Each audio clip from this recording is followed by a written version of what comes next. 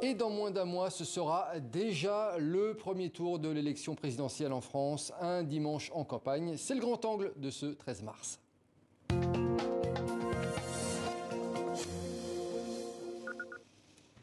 Le débat musclé Pécresse-Zemmour, Jean-Luc Mélenchon qui se voit au second tour ou encore Emmanuel Macron toujours favori. Que retenir de cette semaine de campagne électorale?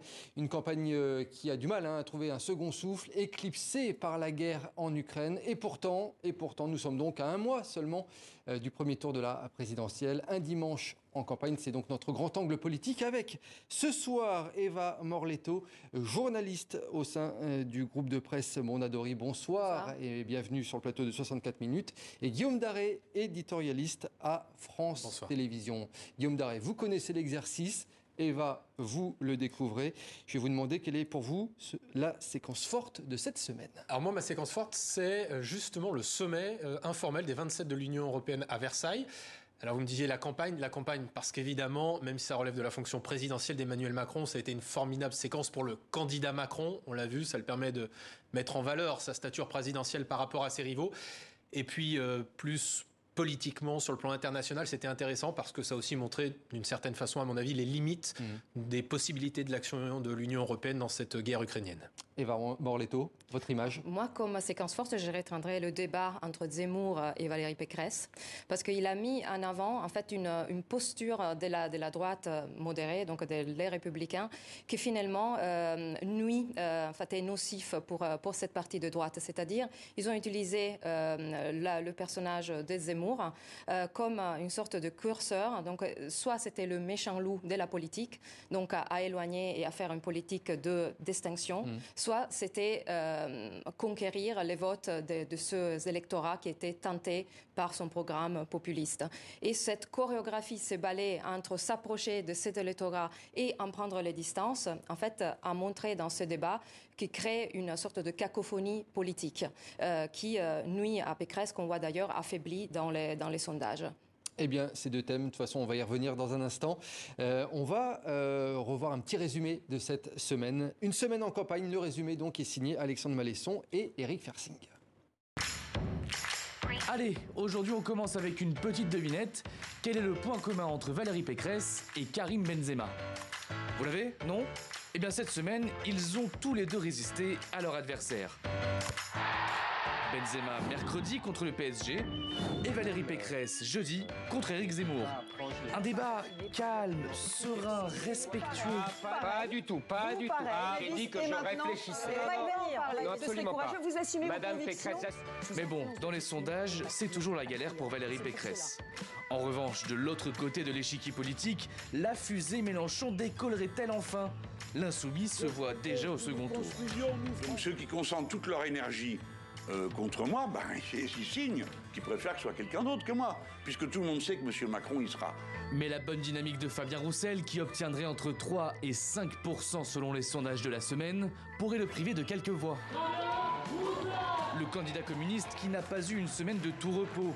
Depuis vendredi, il est visé par une enquête du parquet national financier pour des soupçons d'emploi fictif, ce qui ne l'empêche pas de continuer ses meetings. Ma France, à moi, elle chante l'Internationale et la Marseillaise. C'est Coco et Cocorico. Et hop là. Hop là, le candidat communiste persévère et continue son refrain sur la bonne viande et le bon vin. Mais côté aliments cette semaine, celui qui a dégusté, c'est Éric Zemmour. Un œuf écrasé sur la tête du candidat par un septuagénaire, père d'un enfant autiste, qui a voulu se venger des propos d'Éric Zemmour sur l'inclusion des enfants en situation de handicap. Le même jour était organisé le premier meeting d'Emmanuel Macron sans Emmanuel Macron. Le chef de l'État s'est simplement contenté d'un message vidéo. Pas de meeting donc, et visiblement pas d'échange avec ses adversaires non plus. Je ne ferai pas de débat avec les autres candidats avant le premier tour. Vous le reproche. Aucun président en fonction qui se représentait ne l'a fait. Mais cette position est-elle tenable? Débattra pas? Réponse dans les prochains jours. Allez, à la semaine prochaine. Merci mesdames, messieurs. Je voulais juste qu'on jette un œil sur les derniers sondages de ce premier tour. Vous allez le voir, il n'y a pas beaucoup de grands changements pour l'instant dans les tendances. Emmanuel Macron est toujours en tête des intentions de vote, suivi par Marine Le Pen. Guillaume Darré, une des questions qu'on se pose toutefois par rapport à Emmanuel Macron, c'est est-ce qu'il va débattre enfin contre Marine Le Pen, Éric Zemmour, Jean-Luc Mélenchon, Valérie Pécresse, ces 4 poursuivants? La réponse est non. A priori, d'ici le premier tour, il l'a dit effectivement lundi à Poissy où j'étais sur ce déplacement, il a dit qu'il ne souhaitait pas débattre, que ses prédécesseurs, présidents, sortants et candidats ne l'avaient pas fait. Probablement qu'il sera présent dans les émissions organisées par TF1, BFM et France Télévisions où chacun finalement va passer chacun son tour dans une brochette où il expliquera son programme. Mais pour lui, il n'est pas question de débattre. C'est vrai que ça peut questionner parce que finalement, aujourd'hui, dans ce qu'il fait par rapport à la Russie et l'Ukraine, il est totalement dans sa fonction présidentielle, c'est normal. Mais pour l'élection à venir du 10 avril, le statut de président-candidat, c'est un statut politique, c'est pas du tout un statut juridique. Et moi, je trouve que pour l'élection du 10 avril, il est candidat au même titre que Philippe Poutou, Nathalie Arthaud. Eva Morletto, c'est un peu service minimum du côté du candidat Emmanuel Macron? Moi, je trouve que c'est une stratégie. Les opposants l'avaient accusé du fait d'être pas présent, de s'être présenté un peu aux dernières minutes comme une posture arrogante. Et en fait, ça se révèle presque une posture gagnante. Et j'ai un peu analysé les éléments de langage qui ont été utilisés à Marseille, le fameux meeting où il n'était pas là. Par exemple, il y a Renaud Muselier a utilisé beaucoup de fois le mot action, le mot faire, comme si en ce moment, en fait, Emmanuel Macron avait d'autres choses à faire plus importantes que de participer à des débats où on s'échamaille, comme on a vu dans les cas Zemmour-Pécresse.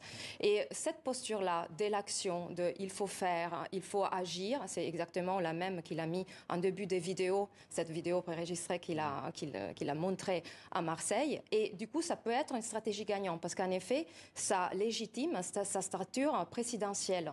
Et donc, il l'élève au-dessus des autres qui sont là en train de faire des choses. Et il se dit, regardez, moi je suis en train de faire quelque chose d'utile. En effet, c'est un des rares leaders politiques européens qui ont gardé un canal diplomatique ouvert avec Poutine. Dans ce moment, c'est très important. Et ces statures-là, il la garde aussi en prenant cette distance du débat. Ça peut être une stratégie. Après, là où on voit qu'il est malin politiquement, évidemment, y compris le candidat Macron, c'est qu'il fait très peu de choses dans la campagne. Mais qu'à chaque fois qu'il va intervenir, il va mettre des propositions fortes sur la table. Lundi dernier, à Poissy, la suppression de la redevance télé, ça a fait parler pendant 3 jours. La retraite à 65 ans. La retraite à 65 ans, ça a fait parler au bout de 3 jours. Donc certes, il ne débattra pas avec ses rivaux, mais on ne pourra pas en revanche lui faire le reproche de ne pas mettre d'idées dans la campagne présidentielle. Il saupoudre comme ça un petit peu de quelques idées de son programme. Marine Le Pen, elle est toujours ancrée à la 2e place. Ça se passe plutôt bien dans les intentions de vote pour elle, malgré les ralliements de ses anciens poulains à Éric Zemmour. Elle résiste? Pour l'instant, il n'y a pas d'impact. Elle a même plutôt bénéficié d'une forme de deuxième normalisation parce qu'elle est perçue visiblement moins extrême aujourd'hui qu'Éric Zemmour. Et on voit qu'y compris dans la crise ukrainienne, quand vous échangez avec plusieurs membres du gouvernement, vous savez, qui étaient dans les réunions, par exemple à Matignon, où étaient informés par le Premier ministre les différents candidats à la présidentielle sur la situation en Ukraine. J'ai plusieurs ministres qui m'ont dit, franchement, la plus crédible et celle qui posait les bonnes questions, parmi tous les candidats, c'était Marine Le Pen. Elle est informée, elle prend de la distance, et je crois que ce qu'elle avait dit à ses troupes, rappelez-vous la semaine dernière, c'est quand on ne sait rien, et moi je ne sais rien parce que je ne suis pas président de la République, on ne dit rien pour ne pas dire de bêtises. Guillaume Darré, en un mot, si Emmanuel Macron se retrouvait à un débat de 2e tour face à Marine Le Pen, est-ce qu'il a un petit peu plus de soucis à se faire qu'en 2017? Elle a l'air d'être beaucoup plus préparée cette année. Elle s'est davantage préparée. Après, je pense que c'est pas ce qui va faire peur à Emmanuel Macron. Et je pense qu'il aura d'autant plus d'intérêt à dire que oui, il veut débattre pour le débat du second tour, qu'il n'aura pas débattu au premier tour avec aucun des candidats. Eva Morletto, donc vous nous parliez tout à l'heure de votre image de la semaine, ce débat entre Valérie Pécresse et Éric Zemmour.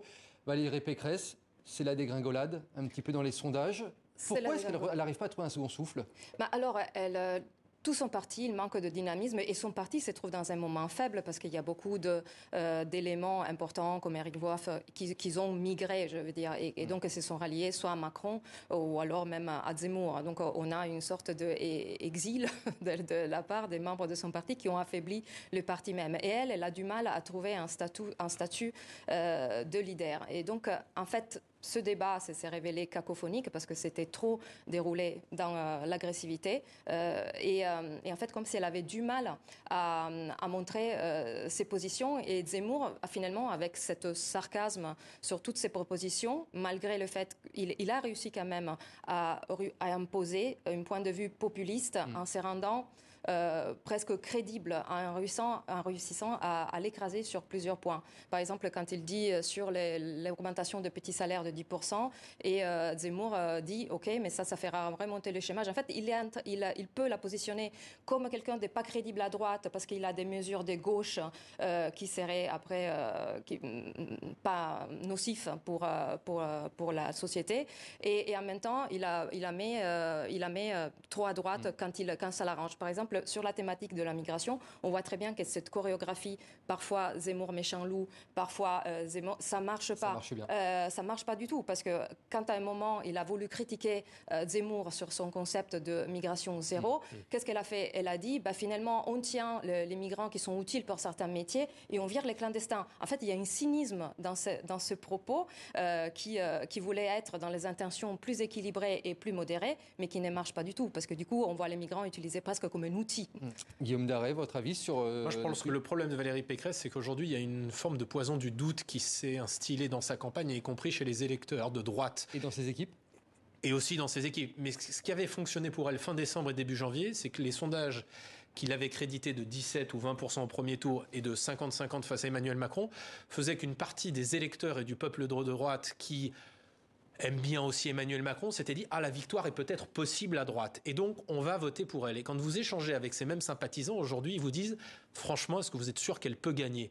Et je pense qu'en plus, vous êtes sur un électorat du centre droit et de droite qui est très légitimiste à l'égard du chef de l'État, quel qu'il soit. Et dans la crise actuelle, évidemment, l'action d'Emmanuel Macron et l'action diplomatique affaiblit Valérie Pécresse parce que, par exemple, sur ce dossier ukrainien, elle se montre responsable et sérieuse. Mais en étant responsable et sérieuse, elle montre qu'elle n'a finalement quasiment aucun périmètre très différent d'Emmanuel Macron.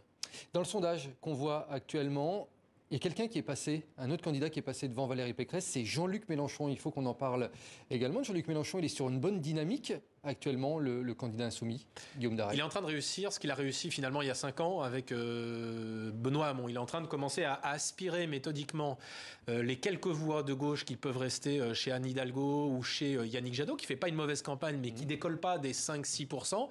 Il est clairement en train de devenir le candidat du vote utile à gauche et on voit bien ce qu'on voyait dans votre reportage, que dans les jours à venir, la France insoumise va faire une chose, c'est mettre la pression sur Fabien Roussel en disant finalement, même si ça ne fonctionne pas comme ça la politique, on sait c'est pas une addition, 12 plus 4. C'est le caillou dans la chaussure. En tout cas, ils vont lui dire, regarde, 12 plus 4, ça fait 16, c'est à cause de toi qu'on ne sera pas au second tour. C'est évidemment plus compliqué que ça, mais c'est ça qui va se passer dans la semaine à venir. J'ai une question toute bête, Guillaume Darey. Est-ce que Fabien Roussel pourrait se retirer ? Impossible. Impossible. Aujourd'hui, il a réussi à inscrire quelque chose. Il s'est imposé médiatiquement, même s'il fait 4%, ça restera l'une des révélations de la campagne. Vous l'avez vu tout à l'heure, ma campagne, elle est coco, elle est cocorico. C'est devenu une personnalité. Et surtout, il fonde sa candidature sur des différences idéologiques profondes avec Jean-Luc Mélenchon. Sur la question de la laïcité, notamment, c'est impossible pour lui de se retirer parce que finalement, ce qu'il a montré, c'est que le Parti communiste, il continue et il réussit à exister quand il y a un candidat à l'élection présidentielle. Eva Morletto, comment est-ce que cette campagne, elle peut retrouver un second souffle? Parce que bon, on a l'impression qu'on a un mois quand même du premier tour et on a envie que ce soit on a un mois du premier tour, mais on est quand même écrasé par une actualité importante. Vous pensez qu'elle va retrouver un second souffle ou pas, cette campagne? Alors, si elle le retrouve, elle le retrouvera les derniers 15 jours probablement. Je voulais juste rajouter une chose par rapport à ce qu'a dit mon confrère par rapport à la gauche. Je trouve que Jean-Luc Mélenchon, en ce moment, est aussi favori par le fait que toute l'aile écologiste de la gauche est rentrée dans une sorte de coma. Et on les voit, on est dans une situation qu'on est passé dans une pandémie mondiale à une guerre. Et finalement, on a un raisonnement sur le plan écologique à court terme. Là, on est au milieu d'une crise énergétique majeure qui a été débattue d'ailleurs à Versailles. Et donc, on voit, par exemple, sur les positions pro-nucléaires, finalement, on est obligé de suivre cette voie-là en cet instant. Et ça a mis dans une sorte d'impasse les écologistes. Bien évidemment, leur vision, c'est à long terme, mais finalement, ça a fait une sorte d'écart qui les a mis un peu dehors du débat. Parce que comme s'ils étaient un tout petit peu moins légitime dans un contexte d'urgence comme on a maintenant. Et justement, en parlant d'écologie, il y a un grand débat ce soir en ligne sur Twitch qui réunit 6 candidats, Yannick Jadot, Fabien Roussel, Philippe Poutou, Anne Hidalgo, Jean-Luc Mélenchon et Valérie Pécresse. Merci à vous deux, en tout cas, d'être venus pour ce dimanche en campagne. On a encore un petit peu de semaines avant de connaître les deux finalistes. Merci Eva Morletto et merci à vous Guillaume Daré d'être venu sur le plateau de 64 minutes. Allez,